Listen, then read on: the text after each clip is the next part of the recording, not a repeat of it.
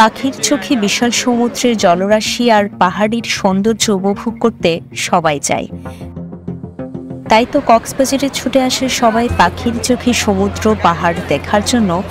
সমুদ্র সৈকত থেকে প্যারাসেলিংয়ে উড়ে ডানা মেলে প্রকৃতির সৌন্দর্য উপভোগ করে সবাই। কিন্তু এই রোমাঞ্চকর আনন্দ নিরানন্দে পরিণত হয় যখন দুর্ঘটনায় পতিত হয় প্যারাসাইলিং। এমনই ঘটনা প্রতিনিয়ত ঘটছে কক্সবাজারে। প্যারাসাইলিং করতে গিয়ে আহত হয়েছে অনেক পর্যটক, মৃত্যুর কবল থেকে বেঁচে এসেছে এমন অভিযোগ রয়েছে দরিয়ানগর বিচ পয়েন্টের মোহাম্মদ ফরিদের ফ্লাই এয়ার সি স্পোর্টস প্যারাসেলিংয়ের বিরুদ্ধে। ঢাকা থেকে আগত পর্যটক আফসানা জাবিন অদিতি 24শে মে দুর্ঘটনায় পতিত হয়ে গুরুতর আহত হন। তিনি বাদী হয়ে মোহাম্মদ ফরিদের বিরুদ্ধে মামলা দায়ের করেন। আদালত এই অভিযোগের প্রেক্ষিতে কক্সবাজারের সকল প্যারাসেলিং সাময়িক বন্ধের আদেশ দেন, কিন্তু আদালতের আদেশ অমান্য করে marine drive sea sports Dariyanagar পয়েন্টে প্যারাসেলিং করে। এতে আবারও দুর্ঘটনায় পতিত হয় আহসানুল্লাহর মালিকাধীন marine drive sea sports parasailing. অভিযোগ রয়েছে রোহিঙ্গা চালক দিয়ে এই প্যারাসেলিং করা হয়। প্যারাসেলিংয়ের সময় স্পিড বোট পানিতে ডুবে যাওয়ার ঘটনা স্বীকার করেন তাদের এক কর্মী।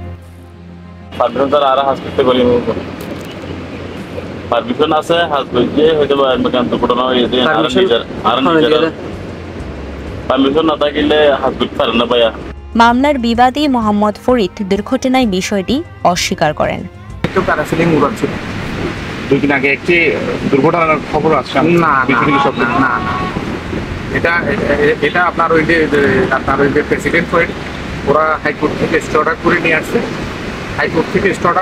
আমার প্যারাসেলিং আমি এখন ওপেন করিনি। আমাকে চিফ জুডিশিয়াল মহোদয় আমাকে একটা আশ্বাস দিচ্ছে যে দেখি আমরা এটা কি করা যায়, আমরা একটা প্রক্রিয়া যাবো না। এটা আসলে সত্যি কথা না, এটা ভুয়া কথা। আমার এখানে প্যারাসেলিং আমি করিয়ে না। আমি আজকে 5 থেকে 6 মাস প্যারাসেলিং বন্ধই।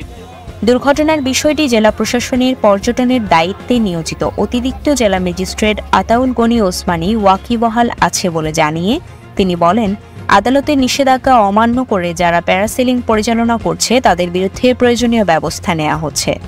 অ্যাক্সিডেন্ট হওয়ার পরে পূর্বের যে অ্যাক্সিডেন্ট সেটার পরে তো আসলে আদালতের নিষেধাজ্ঞার কারণে আমরা বন্ধ করে দিয়েছিলাম। পরবর্তীতে যেটি হয়েছে যে ওই নিষেধাজ্ঞার এগেনস্টে একজন হচ্ছে যে এটি নিয়ে আসছে স্টে অর্ডার। এর ফলে পার্শ্ববর্তী যারা আছে আসলে এখন যে সিচুয়েশন কিছুটা যেহেতু আইন শৃঙ্খলার অবনতি হয়েছে বলতে ওই যে যেহেতু পুলিশ ফুল ফোর্সে আসলে কার্যক্রমে যায়নি, দ্যাটস ওয়াই যেটা হয়েছে যে অনেকে হচ্ছে এর ভিতরে তারাও চালু করে দিয়েছে। তো এটি আপনার কাছ থেকে আমরা যখন শুনলাম, আমরা হচ্ছে যে অলরেডি আমাদের যে পর্যটন ম্যাজিস্ট্রেট আছে ওনাদের মাধ্যমে বন্ধ করতে বলেছি। এদিকে একই পয়েন্টে satellite vision sea sports parasailing করতে দেখা যায়।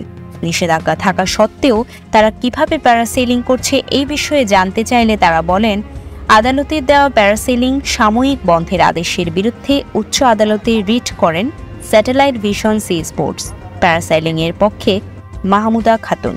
এই রিট আবেদনের প্রেক্ষিতে উচ্চ আদালত নিম্ন আদালতের আদেশ স্থগিত করে, যার কারণে স্যাটেলাইট ভিশন সি স্পোর্টসের প্যারাসেলিং পরিচালনায় কোনো বাধা নেই।